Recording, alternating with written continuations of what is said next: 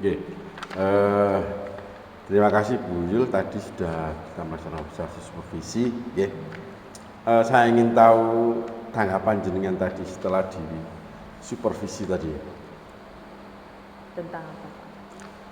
Ya, menurut jenengan tadi Pembelajaran saya. Pembelajaran jenengan gimana? Sebenarnya tapi ya kurang memuaskan. Kurang memuaskan. Ya, anak-anaknya agak kurang aktif. Hanya beberapa saja yang aktif, jadi nggak semuanya. Kurang memuaskan. Ya. Siswanya kurang aktif. Ya ini. Yeah. Nah, kalau menurut jenengan, tadi jenengan bilang kurang memuaskan. Kalau menurut jenengan pembelajaran yang memuaskan itu yang bagaimana?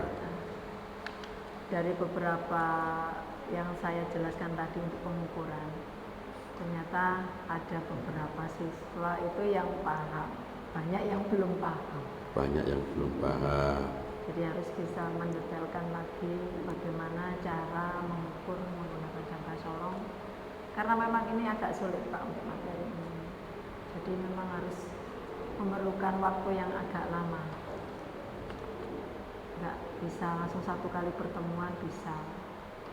Karena yang didalami sebelum pengukuran kan harus ada konversi satuan dulu. Kalau misalnya itu belum matang ya harus dimatangkan yang dikonversi satuan dulu. Oh gitu. Ya. Kemudian penjumlahan itu juga anak-anak ternyata susah di situ. Penjumlahan desimal terutama. Desimal. Ya. Itu agak lemah anak-anak. Ya Pak, konversi satuan. Ya.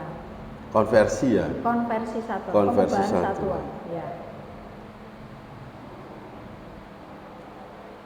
Nah, tadi kan belum memuaskan. Yang kedua karena siswanya banyak yang belum paham, membutuhkan waktu. Ya. Penjumlahan desimalnya kurang, terus konversi satuannya kurang. Nah, menurut jenengan supaya siswanya itu paham dengan penjumlahan desimal, terus paham dengan konversi satuan, kira-kira menurut jenengan apa yang mau jenengan? Harus berkolaborasi dengan guru matematika. Oh, harus berkolaborasi dengan guru matematika. Mungkin bisa diajarkan ulang.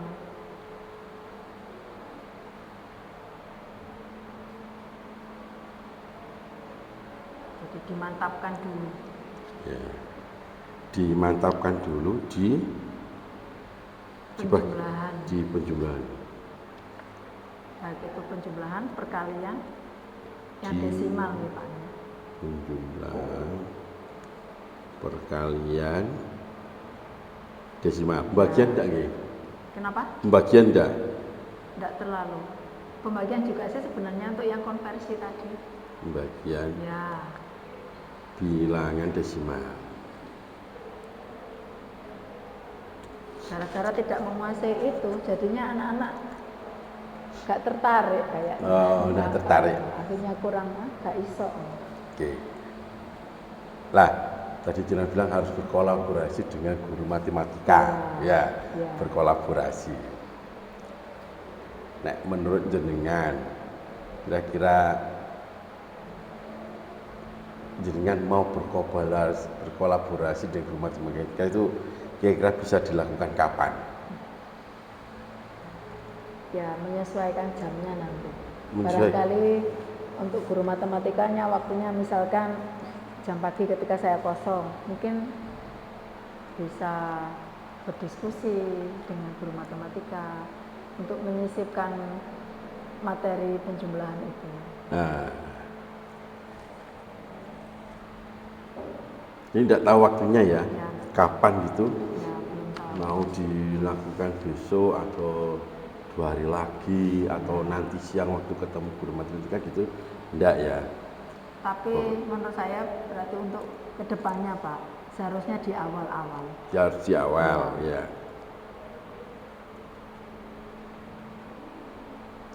Di awal pelajaran atau di awal semester? Di awal semester aja enggak apa-apa. Di awal semester ya?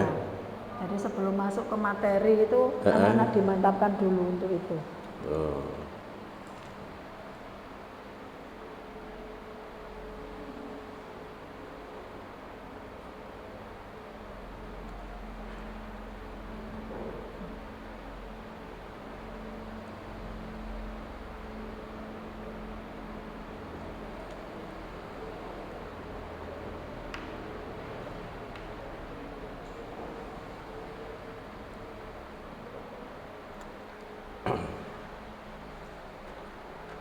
Terus berarti tadi kolaborasi dengan guru matematika itu pada bilang tadi di awal semester. Iya. Kira-kira kemarin sudah jenengan lakukan belum kolaborasi tadi itu? Belum. Belum ya, belum. Ya ini. Nah kalau belum gini kan tadi jenengan bilang belajar kurang memuaskan karena kurang siswanya berhitung penjumlahan desimalnya kurang menguasai ya. Berarti ini kan tergolong kemarin agak terlambat untuk kolaborasinya ya. Nah ini mengatasi supaya ini tidak terlambat atau tidak, supaya bisa mengimbangi antara materi jenengan yang tadi masalah pengukuran yang harus menggunakan perhitungan matematika dengan kolaborasi guru matematika. Ini untuk mengatasinya supaya besok atau kapan panjenengan waktu mengajar bisa apa? Bisa match. Kira-kira nek menurut jenengan gimana supaya kolaborasi ini bisa match dengan IPAS-nya? Ya ketika pas waktu itu Pak, mungkin ada minta waktu 1 jam atau khusus untuk pendalaman itu aja.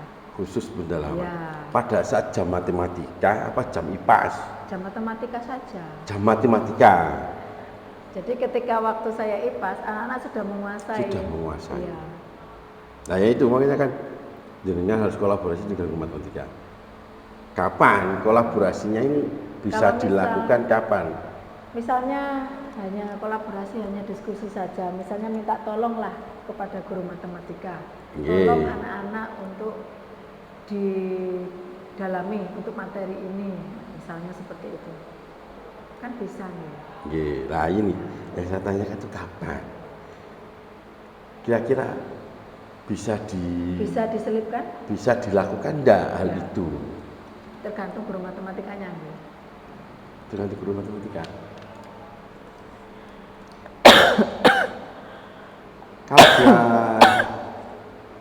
Kalau kita bilang tergantung guru matematika Bu ya, berarti belum pasti loh. Karena belum pernah bilang.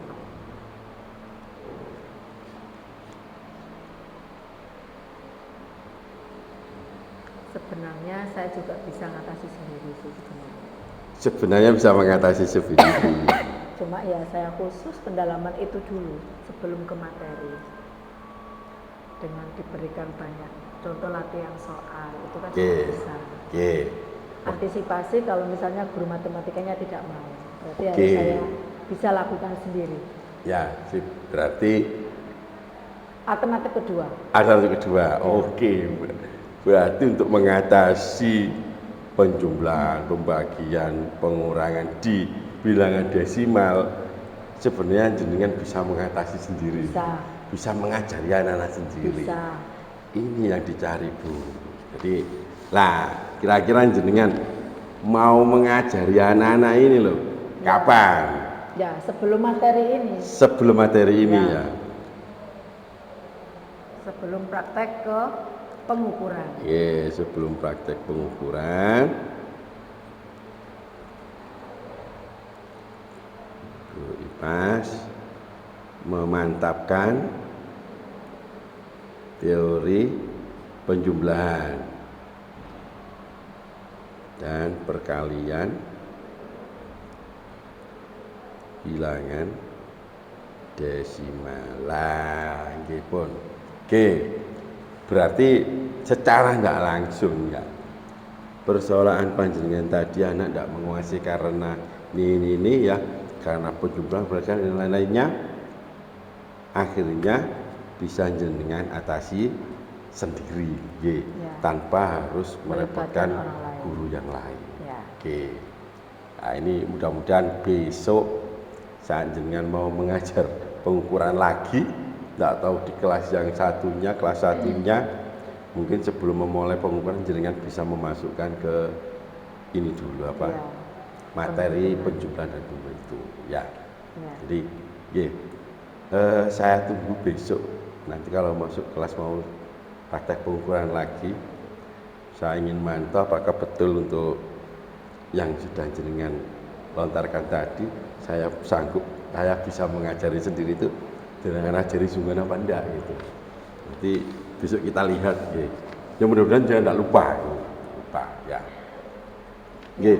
Saya kira itu Bu, nanti masukannya tadi ya refleksinya, pembelajaran sudah bagus, ya. Pengursian kelas sudah bagus, ya. Cuman kita sebagai guru harus tahu perasaan dari siswa kita setelah kita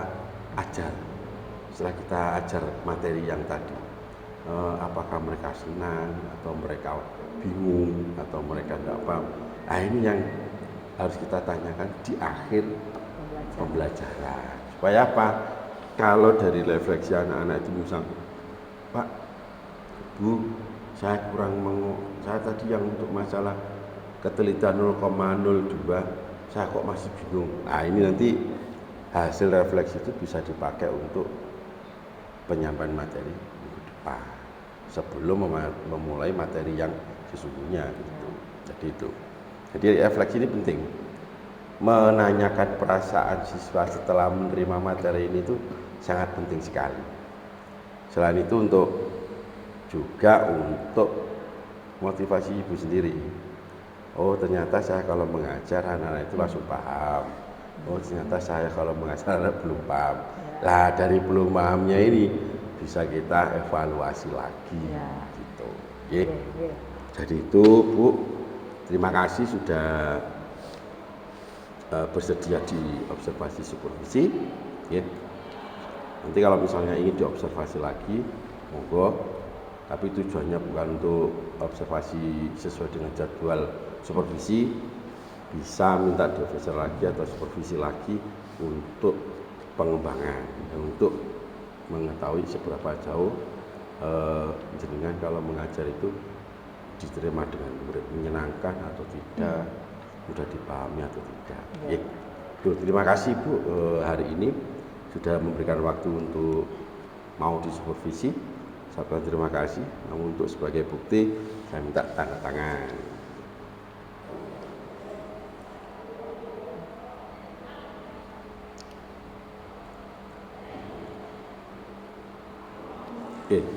Terima kasih. Nanti kalau ketemu dengan temannya, boleh dibilangkan ke temannya, supervisinya mulai tahun ini berbeda, gitu ya.